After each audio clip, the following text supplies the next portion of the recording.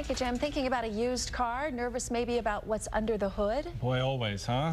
Just a little bit nervous. When you buy a used car, are you buying someone else's problem? That's a concern. Well, our Monday morning mechanic, David Rogers from Keller Brothers Auto Repair, live this morning with a look at some pre-purchase inspections, what you need to know. Hi, David.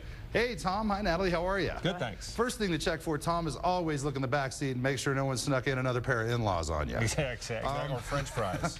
Or French fries. Those are almost a given, I think, in a used car. You know, there's a couple things we want to talk about when we talk about used cars. One is how to avoid getting yourself into a really bad situation. Sometimes when you buy a used car, you're buying somebody else's problems. Here, you see a gear shifter out of a car. This was a vehicle bought here in Denver recently, and something was wrong with it that we don't normally think of in Colorado, and that was this vehicle had been in a flood. The consumer didn't know it when they bought it. They were having trouble with the key of all things. We found out that it was actually the gear shifter that was causing that problem. About $500 problem just to replace this gear shifter, and the sad part is they still need to get rid of that car because there's going to be hundreds of problems inside that car. So first thing, take it to a technician once you find a car that you really like. But today I'm going to focus on showing you how to single out some cars, get some things out of the way that you might not want to have. The first thing I'm going to tell you, go to MondayMorningMechanic.com, go to the car care section. I got a used car buyer's checklist that will flat blow your mind. This thing will save you thousands of dollars. It's free. You don't have to sign up for anything. Just go in there and download it and print it. I'm going to show you a couple things under the hood here.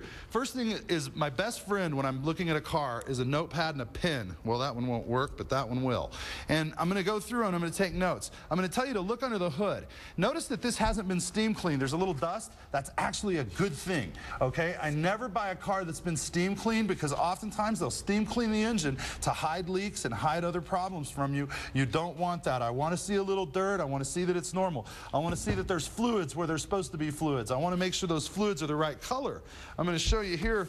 I'm going to take a little sample of this brake fluid, and right here at the brake master cylinder, it looks a little dark to me, you know. The brake fluid is supposed to be this color. So I want to make sure that that brake fluid's the right color, that it isn't really, really bad. And I'm just going to stick this in here, this little straw, and I'm going to pull it out.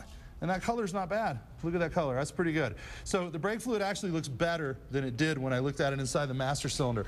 But I'm going to be looking at those. I'm going to be looking at leaks. I'm going to look at this battery, and I'm going to say, hey, do I see any swelling? Do I see any fluid, any corrosion around it? I'm going to lift the caps.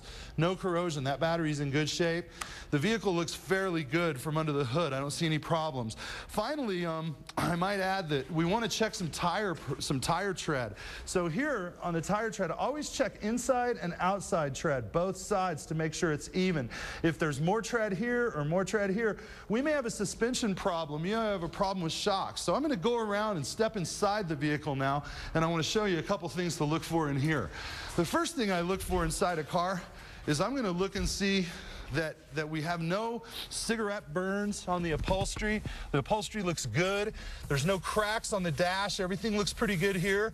No damage. Nothing's rotting away or burned or marred. There's no dog fur. No scratch marks up by the doors, by the windows, that sort of thing. Those are going to be first and foremost what I'm looking for when I look at that. Now, coming around the car, I'm also going to look for something that might indicate it's been in an accident. So with the doors shut, you want to check these gaps and make sure the gap is the same amount of distance all the way down. The gaps are the same on each side of the car.